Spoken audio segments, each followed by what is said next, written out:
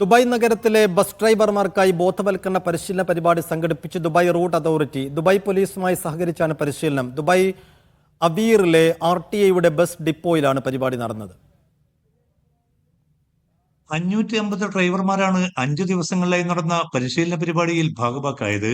ദുബൈയിൽ ഗതാഗത സുരക്ഷ ഉറപ്പാക്കുന്നതിനുള്ള RTA പോലീസിന്റെയും പങ്കാളിത്തത്തിന്റെ ഭാഗമായാണ് പരിശീലന പരിപാടി. ട്രാഫിക് സുരക്ഷ മെച്ചപ്പെടുത്തി അപകടങ്ങൾ കുറയ്ക്കുകയാണ് പരിശീലന പരിപാടിയിലൂടെ പ്രധാനമായും ലക്ഷ്യമിട്ടത്.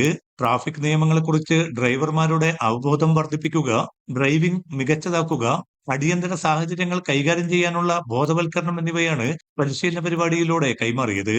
RTA ദുബൈ പോലീസ് സഹകരണം ട്രാഫിക് അപകട മരണങ്ങൾ കുറയ്ക്കുന്നതിൽ ഏറെ സഹായിച്ചതായി RTA വകുപ്പ് ഡയറക്ടർ നബീൽ യൂസഫ് അൽ അലി പറഞ്ഞു. Media 1 Dubai.